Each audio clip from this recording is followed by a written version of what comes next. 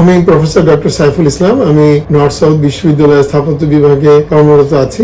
আমি আহসানুল্লাহ বিজ্ঞান ও প্রযুক্তি বিশ্ববিদ্যালয়ের প্রথম গ্র্যাজুয়েটিং ব্যাচের একজন গর্বিত গ্র্যাজুয়েট। তো আমাদের ক্লাস শুরু করেছিলাম 1995 সালে, আর আমাদের গ্র্যাজুয়েশন হয়েছিল 2000 সালে। তারপর থেকে আহসানুল্লাহ আর্কিটেকচার বিভাগ থেকে অনেক স্থপতি বেরিয়েছেন। আমরা যখন শুরু করেছিলাম তখন সমাজে প্রাইভেট বিশ্ববিদ্যালয়ের শিক্ষা ব্যবস্থা নিয়ে কিছু কিছু সংশয় ছিল।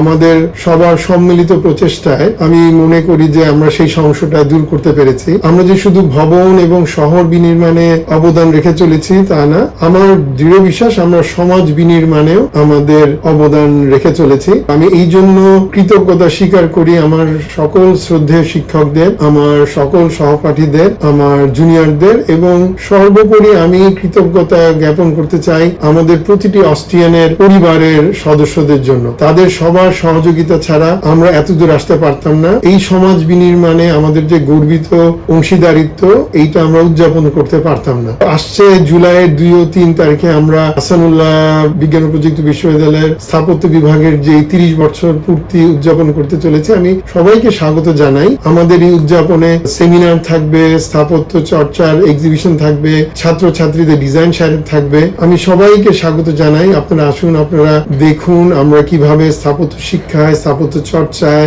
এবং সমাজ বিনির্মাণে প্রত্যেকে কিভাবে গর্বিত অংশীজন হয়ে আছি। আপনাদের সকলকে আমি আবারও স্বাগত জানাচ্ছি আমাদের এই জুলাই 2 ও 3 তারিখে 30 বছর পূর্তি উদযাপন করার জন্য। ধন্যবাদ।